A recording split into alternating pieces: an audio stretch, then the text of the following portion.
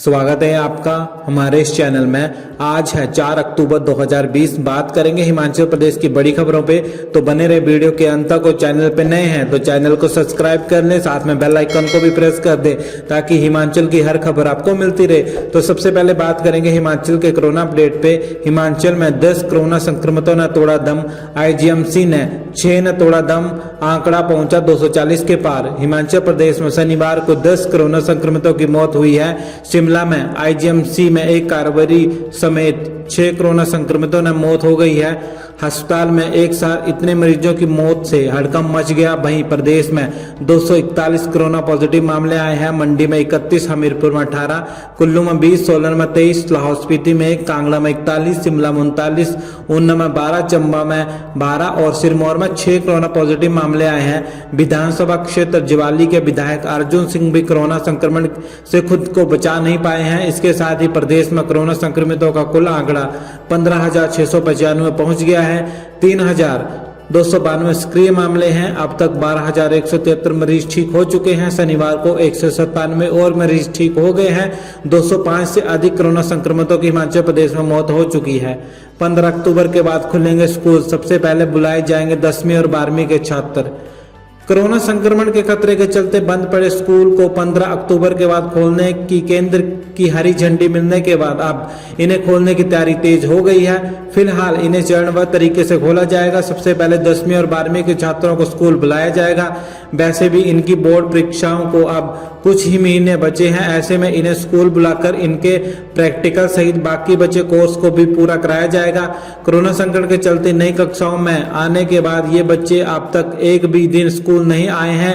इस बीच इन बच्चों की पढ़ाई को लेकर स्कूल से लेकर अभिभावक भी चिंतित हैं। हालांकि स्कूलों के बंद रहने के बाद भी इन बच्चों को स्कूल लगातार ऑनलाइन पढ़ाई पढ़ा रहे हैं, लेकिन स्कूलों का मानना है कि बच्चों को कक्षाओं में सामने बैठाकर पढ़ाए बगैर बेहतर रिजल्ट नहीं मिल सकता। फिलहाल स्कूलों को खोलने को लेकर केंद्रीय विद्यालय और नवोदय विद्यालय जैसे देश के बड़े सरकारी स्कूल संगठनों ने तैयारी शुरू कर दी है। वैसे इससे पहले सरकार की ओर से जारी की गई अनलॉक 4 की गाइडलाइन आने के बाद बच्चों को स्कूल बुलाने की योजना बनाई थी, लेकिन ज्यादातर अभिभावकों की असहमति के बाद योजना को टाल दिया था, जिसमें 10वीं और 12वीं के छात्रों को 21 सितंबर से बुलाई की योजना बनाई गई थी। पीएम मोदी को कुल्लवी बोलते देख हैरान हुए लोग, जीता दिल।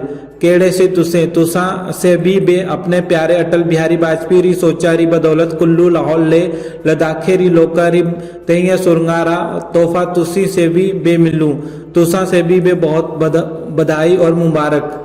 सोलांग में हुई जनसभा के दौरान प्रधानमंत्री नरेंद्र मोदी ने कुल्लवी बोली में लोगों को हालचाल पूछा। अटल टनल रोहतांग के उद्घाटन की लोगों को कुल्लवी भाषा में बधाई दी।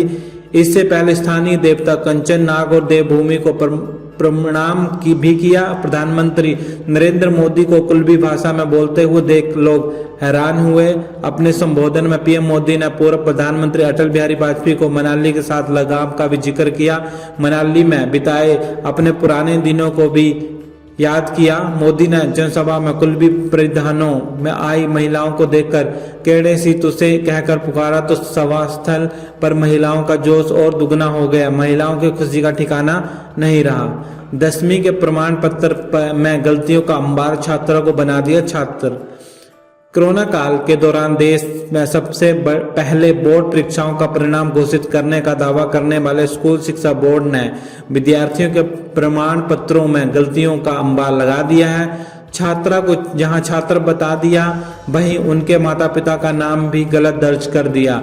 ये गलतियां सिर्फ एक विद्यार्थी के प्रमाण पत्र में नहीं हुई है, बल्कि कई विद्यार्थियों के साथ ऐसा हुआ है। ये खुलासा हमीरपुर के एक निजी स्कूल में 10वीं कक्षा के विद्यार्थियों को मिले प्रमाण पत्रों से हुआ है।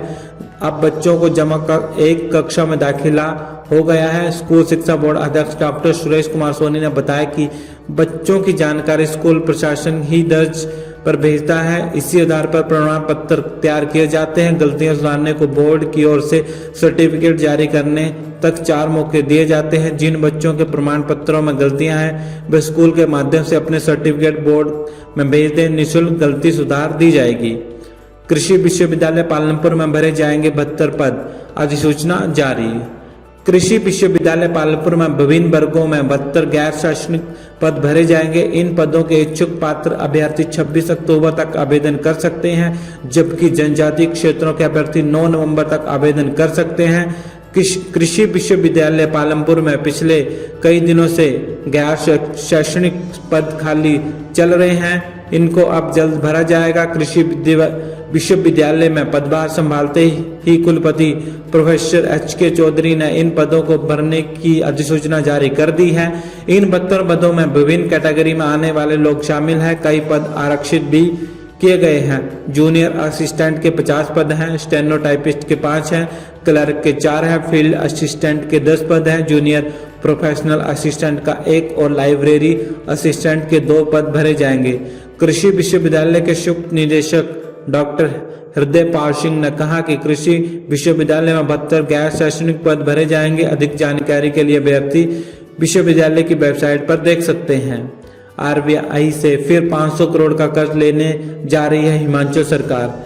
हिमाचल सरकार फिर से 500 करोड़ रुपए का कर्ज लेने को मजबूर हो गई है। वित्त वर्ष 2020-21 के दौरान दूसरी बार ये कर्जा लिया जा रहा है। इससे पहले जुलाई महीने में भी राज्य सरकार ने 500 करोड़ रुपए का कर्ज लिया है। नए कर्ज को लेकर वित्त आयोग ने शनिवार को अधिसूचना जारी कर दी है।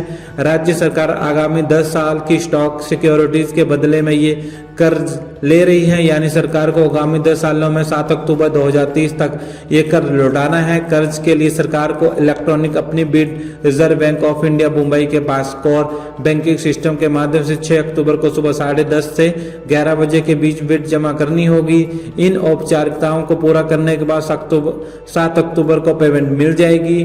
राज्य सरकार द्वारा कर्ज लेने के पीछे तर्क दिया जा रहा है कि यह पैसा विकास कार्य पर खर्च किया जाए, लेकिन यह भी सच्चाई है कि तकरीबन 55,000 करोड़ रुपए के कर्ज में पहले से डूबे हिमाचल प्रदेश को हर महीने पुराने लोन की किस्तें और उसका ब्याज चुकाने के लिए ही कर्ज लेना पड़ रहा है, यानी हिमाचल कर्ज लौटाने के लिए हर बार नया कर्ज ले रहा है।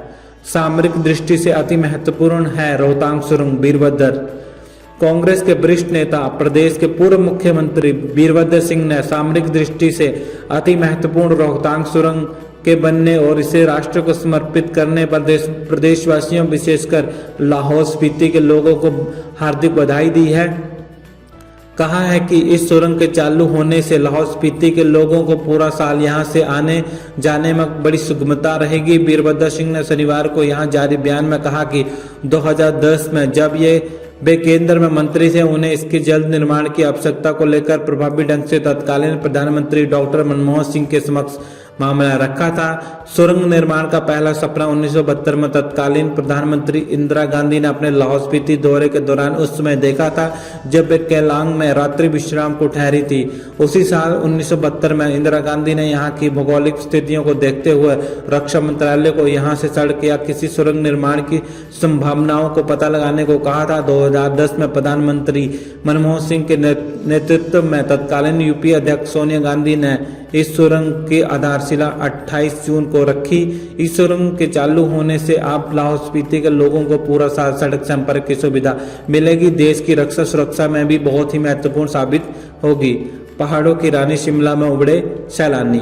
पहाड़ों की रानी शिमला में सैलानियों की भीड़ उमड़ गई है। 3 दिन की छुट्टियां मनाने के लिए भारी संख्या में सैलानी बाहरी राज्यों में शिमला पहुंचे हैं। 24 घंटे में भीतर 6000 वाहनों में सऊदी बैरियर से शहर में प्रवेश किया है। शहर के होटलों में 80 से 90% ऑक्यूपेंसी पहुंच गई है। सैलानियों की आमद बढ़ने के बाद शुक्रवार शाम शहर की पार्किंग भी पैक हो गई है। शुक्रवार को गांधी जयंती के बाद 2 दिन की छुट्टी के चलते बाहरी राज्यों से भारी संख्या में सैलानी ने शिमला का रुख किया है। चंडीगढ़, पंजाब, हरियाणा, दिल्ली और उत्तर प्रदेश से सैलानी शुक्रवार को शिमला पहुंचे हैं। सैलानियों की आमद बढ़ने से शिमला के पर्यटन कारोबारी उत्साहित है।